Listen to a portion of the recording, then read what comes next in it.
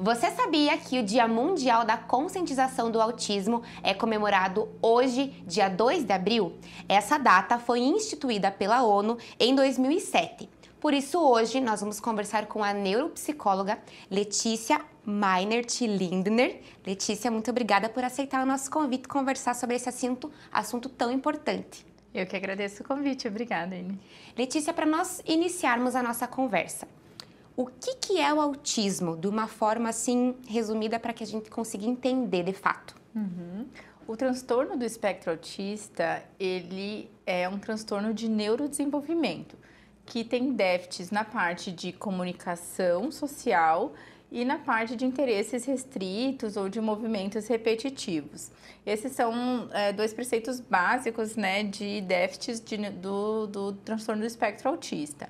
Envolve outras questões também, como às vezes uma hipossensibilidade a questões sensoriais, né? Mas tem que envolver esses prejuízos. E quando a gente fala em transtorno, né, de neurodesenvolvimento, isso quer dizer que ele está com a pessoa desde que ela nasceu. Então, esses sintomas, né, eles vão estar presentes na infância, precisam estar presentes na infância, por mais que em algumas crianças, né, eles estejam às vezes um pouco camuflados, porque elas acabam criando estratégias de compensar às vezes esses déficits. Já em outros, né, pode ser muito mais evidente, então o diagnóstico acaba sendo muito mais certeiro na parte da infância também. E o autismo, ele tem uma idade específica que ele se apresenta com as suas características, ou ele é independente da idade, é possível percebê-lo? Quando a gente fala, né, do transtorno do espectro autista, a gente está falando de um espectro. Então, ele pode se apresentar de diversas formas e em diversos níveis, né, de prejuízos, de déficits na vida da pessoa. Então, hoje a gente tem, né, o nível de suporte 1, 2, 3. A gente não fala mais, por exemplo, em grau, né, é um autismo leve, por exemplo. A gente vai falar em nível de suporte 1, 2, 3, dependendo do suporte que a pessoa, né, necessita na vida. Mas, como ele é um transtorno de neurodesenvolvimento, esses sintomas, sim, eles têm que aparecer também na parte da infância, né?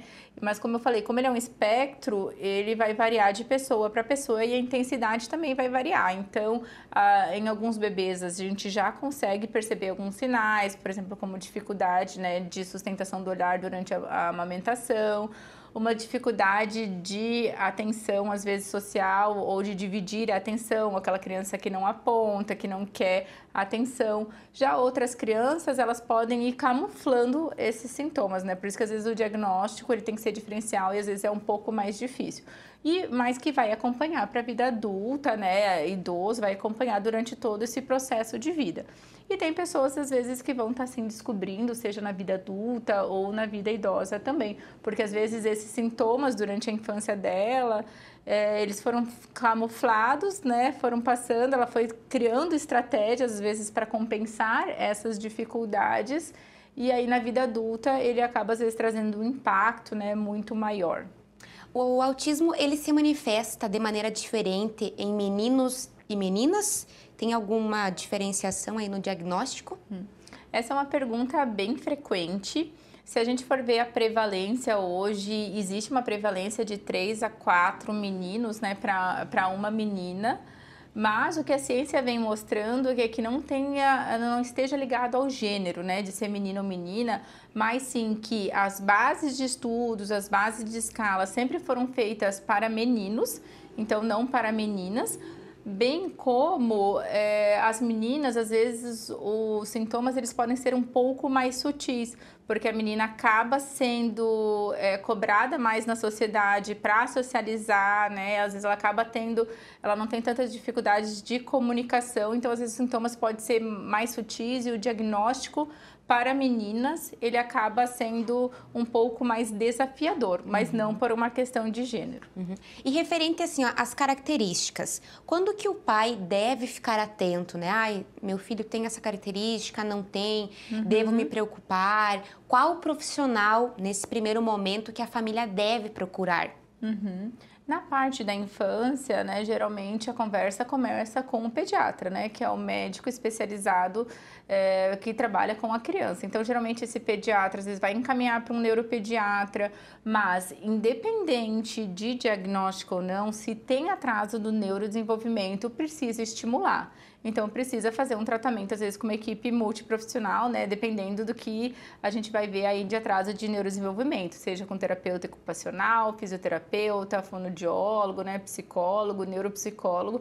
Se vê um atraso, se começa a perceber esses sinais, tem que conversar com o pediatra, tem que conversar, né, com esse médico para estar, assim, buscando aí uma avaliação e entender, né, se isso é uma dificuldade ou se isso já é um déficit que está trazendo prejuízo. Mas se tem atraso de neurodesenvolvimento, se tem alguma dificuldade, precisa estimular, porque quanto antes a gente começar essa estimulação, mais ganhos nessa criança vai ter.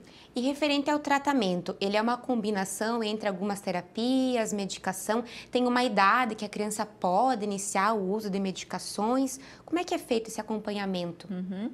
O autismo, ele não tem cura, né? Então, o tratamento farmacológico, ele vai trabalhar com os sintomas que às vezes essa pessoa pode apresentar. Então, hoje não existe uma medicação para autismo.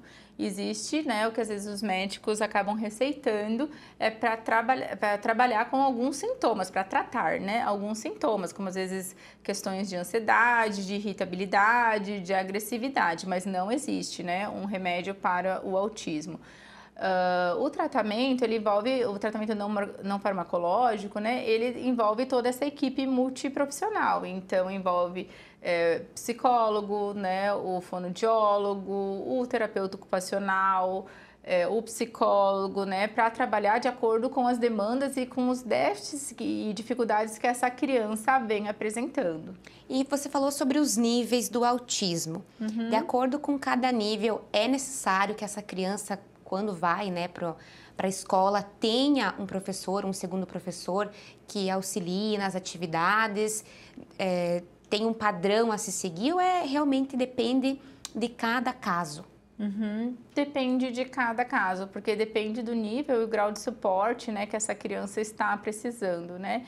Então, de acordo amparado com a lei, né, ela tem sim direito, né, acesso a um professor especializado, mas em alguns casos os próprios, às vezes, projetos de inclusão da escola, né, podem estar abarcando, às vezes ela não vai precisar de um professor, né, de um professor mediador, de um auxiliar ali, ou em alguns casos ela vai precisar sim para criar estratégias, mas tem que ter sim um planejamento, uma ação inclusiva dentro da escola, seja com esse professor ou seja com outras estratégias inclusivas, né, dentro do ambiente educacional.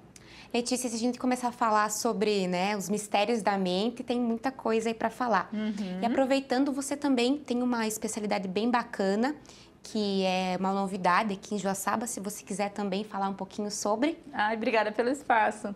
Eu hoje também atuo com avaliação neuropsicológica e reabilitação neuropsicológica. A reabilitação neuropsicológica, ela é aí uma atuação nova, né, aqui para a região, que nada mais é que treinos cognitivos, né, para o cérebro, para estar estimulando, né, algumas áreas que estejam prejudicadas ou, dependendo, né, de algum contexto, perdidas. Então, a gente vai fazer esse treino cognitivo, essa academia do cérebro, para estar trabalhando essas funções cognitivas, né, de atenção, memória, funções executivas, planejamento, controle inibitório, e pensando também, né, no TEA, que hoje né, um dia tão importante aí para a gente estar conversando, também, né, treinando habilidades sociais também, que é uma questão que a gente vê muito prejudicada dentro do TEA, nessa parte de comunicação. Muito obrigada pela tua participação, né, nesse dia hoje, que é uma data muito importante. E para deixar também registrado que, independente de ser hoje, dia 2 de abril, essa data que marca, acima de tudo, o respeito, né, às famílias, às crianças, porque é um tema que ele vem sendo apresentado, né, a gente pode dizer que ele é novo, digamos assim, então, acima de tudo, o respeito com as famílias.